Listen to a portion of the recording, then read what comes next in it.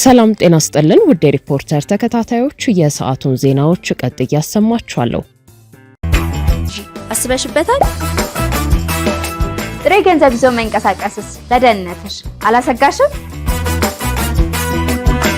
አታስቢ፣ ለዚህ የሲቢኢ ማስተርካርድ አለልሽ። በሲቢኢ ዓለም አቀፍ ማስተርካርድ ደንበኞች ዓለም አቀፍ ግብይቶችን በቀላሉ እንዲፈጽሙ የቅድመ ክፍያ አገልግሎትን አዘጋጅቷል። ዘመናዊ ማስተርካርድ ያሻዎትን ይገበያዩ፣ ይደሰቱ። የኢትዮጵያ ንግድ ባንክ ሁሌም የሚተማመኑበት ባንክ። በትግራይ ክልል ዘላቂ ሰላም እንዳይሰፍን የሚያደርጉ አካላት ለአፍሪካ ህብረት የሰላም ጥረት ተባባሪ እንዲሆኑ አሜሪካ ጥሪ ያቀረበች። በቅርቡ በአዲስ አበባ የሚገኘው የአሜሪካ አምባሳደር ልዑክ ወደ ትግራይ ክልል እንደሚያቀናም ተገልጿል። በአዲስ አበባ የሚገኘው የአሜሪካ ኤምባሲ በዛሬው ዕለት ባወጣው መግለጫ የአሜሪካ መንግስት በትግራይ ክልል ያለውን ፖለቲካዊና ሰብአዊ ሁኔታ በቅርበት እየተከታተለ መሆኑን ገልጿል። መግለጫው አክሎም በትግራይ ዘላቂ ሰላም የመፍጠር ሂደትን ሆን ብለው እያደናቀፉ ያሉ አካላት ከድርጊታቸው ተቆጥበው በአፍሪካ ህብረት የሚመራውን የሰላም ጥረት እንዲተባበሩ አሳስቧል። በተጨማሪም የፕሪቶሪያው ስምምነት ሙሉ በሙሉ እንዲተገበርና ሁሉም የክልሉ የፖለቲካና የሲቪክ ተቋማት አመራሮች በፖለቲካዊ ውይይት ውስጥ የሚሳተፉበት ውይይት ማድረግ ጠቃሚ መሆኑን አስምሮበታል። የአሜሪካ ኤምባሲ በመግለጫው በትግራይ ክልል ህይወት አድን የሆኑ መሰረታዊ የሰብአዊ እርዳታዎች እንዲቀርቡ አሜሪካ ድጋፍ እንደምታደርግ በመጠቆም በክልሉ ዘላቂ መረጋጋትን በመፍጠር የክልሉን ማህበረሰብ ከአስቸኳይ ጊዜ እርዳታ ማውጣትና ወደ ተጠናከረ የመቋቋም አቅም እንዲሸጋገሩ ማድረግ እንደሚገባ አሳስቧል። የአሜሪካ የውጭ ጉዳይ መስሪያ ቤት ከአንድ ሳምንት በፊት በህወሓትና በኢትዮጵያ መንግስት መካከል እየጨመረ የመጣው ውጥረት በሰሜን ኢትዮጵያ ዳግም ግጭት ሊቀሰቅስ እንዲሁም በመላው ቀጠናው ላይ ሰላምና ደህንነትን ሊያናጋ እንደሚችል በመጥቀስ የሰላም ጥረቶችን አስተጓጉለዋል ባላቸው ጽንፈኛ የህወሓት አባላትና የቅርብ ቤተሰቦቻቸው ላይ የቪዛ እቀባ መጣሉ ይታወሳል።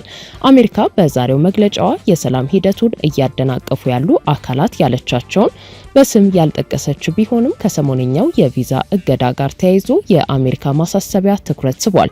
አሜሪካ ጽንፈኛ ስትል በጠራቻቸው የህወሓት አባላት ላይ የቪዛ እቀባ ከመጣሏ ጥቂት ቀናት በፊት የአፍሪካ ህብረት የአፍሪካ ቀንድ የሰላም ልዩ መልእክተኛ የሆኑት ኦሉሴጉን ኦባሳንጆ የተመራ ልዑክ ወደ መቀለ ተጉዞ ከህወሓት አመራሮች ጋር ውይይት አድርጎ መመለሱ ይታወሳል።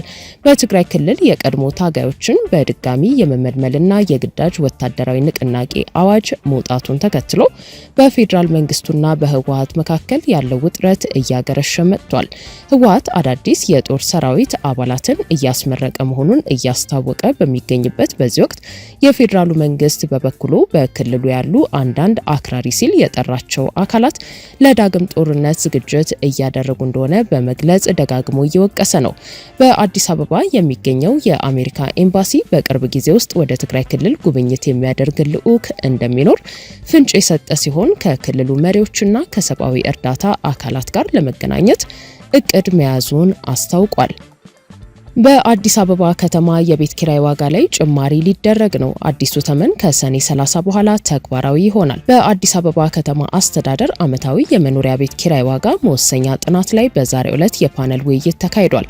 በከተማ አስተዳደሩ የቤቶች ልማትና አስተዳደር ቢሮ እንደገለጸው በከተማዋ ጤናማ የቤት ኪራይ አሰራሮችን ለመዘርጋትና በህግ ማዕቀፍ ለመምራት የሚያስችል እንዲሁም ከፍተኛ ኢኮኖሚያዊ፣ ማህበራዊና ፖለቲካዊ ፋይዳዎች ያሉት የግል መኖሪያ ቤት ኪራይ ዋጋ መተመኛ ጥናት ነው የተዘጋጀው። የአዲስ አበባ ከተማ አስተዳደር የቤቶች ልማትና አስተዳደር ቢሮ ኃላፊ ቅድስት ወልደ ጊዮርጊስ ጥናቱ አከራዩ ወቅቱን ያገናዘበ ፍትሐዊ ገቢ እንዲያገኝ የሚያረጋግጥ፣ ተከራዩ ደግሞ ከገቢው ጋር የተመጣጠነ ኪራይ እንዲከፍል ለማስቻል መሆኑን ተናግረዋል። የዋጋ ትመና ጥናቱ በዘፈቀደ የተሰራ ሳይሆን የከተማችንን ነዋሪ የሆኑ ተከራዮች የመክፈል አቅም ያገናዘበ ነው ሲሉም ኃላፊዋ ገልጸዋል። የኪራይ ዋጋ ማስተካከያ ጥናት በከተማዋ የኑሮ ውድነትን በመቀነስ ፋይዳው የጎላ ይሆናል ያሉ ሲሆን ጭማሪ እንደሚኖረው ይጠበቃል። መድረኩ ለ2019 በጀት ዓመት የተዘጋጀው የገበያ ዋጋ ጥናት ወደ ተግባር ከመሸጋገሩ በፊት ከሚመለከታቸው ተቋማትና ከህዝብ ተወካዮች የጋራ ለማድረግ መሆኑ የተገለጸ ሲሆን ከሰኔ 30 ቀን 2018 ዓ.ም በኋላ ተፈጻሚ እንደሚሆን ታውቋል። የኢትዮጵያ አየር መንገድ ግሩፕ ዋና ስራ አስፈጻሚ አቶ መስፍን ጣሰው በጡረታ ከኃላፊነታቸው ሊሰናበቱ መሆኑ ተሰማ። ይህንን ተከትሎ እሳቸውን የሚተካ ዋና ስራ አስፈጻሚ የማጨት ሂደት መጀመሩን መቀመጫውን በፈረንሳይ ያደረገው አፍሪካ ሪፖርት መጽሔት በትላንትናው ዕለት ዘግቧል። አቶ መስፍን አሁን በያዙት ኃላፊነት ላይ የሚቀጥሉት እስከ መጪው ነሐሴ 2018 ዓ.ም ድረስ እንደሆነ የጠቆመው ዘገባው ከነሐሴ በኋላ በጡረታ እንደሚሰናበቱ ገልጿል። አቶ መስፍንን የሚተካ ዋና ስራ አስፈጻሚ የማጨት ሂደቱ ሙሉ በሙሉ በጠቅላይ ሚኒስትር አብይ አህመድ ዙሪያ ባሉ የውስጥ ሰዎች መያዙንም ዘገባው አመልክቷል። አቶ መስፍን እንደ አውሮፓውያኑ አቆጣጠር በመጋቢት 2022 የቡድኑን 10 ዓመታት የቆየ ስትራቴጂ አስቀጥለዋል። የኢትዮጵያ አየር መንገድን እንደ አውሮፓውያኑ አቆጣጠር ከ2011 እስከ 2022 የመሩት አቶ ተወልደ ገብረ ማርያም በፍቃዳቸው ከኃላፊነት መልቀቃቸውን ተከትሎ ወደ ኃላፊነት የመጡት አቶ መስፍን የአቶ ተወልደን ፈለግ በመከተል የአየር መንገዱን እድገት ማስቀጠል መቻላቸውን የጠቆመው ዘገባው የአየር መንገዱን ዓመታዊ ገቢ እንደ አውሮፓውያኑ አቆጣጠር በ2025 ከ7.6 ቢሊዮን ዶላር በላይ ከፍ ማድረግ እንደቻሉም ገልጿል። ሪፖርተር አቶ መስፍንን ለማነጋገር ያደረገው ጥረት አስቸኳይ ስብሰባ ላይ በመሆናቸው ምክንያት አልተሳካም።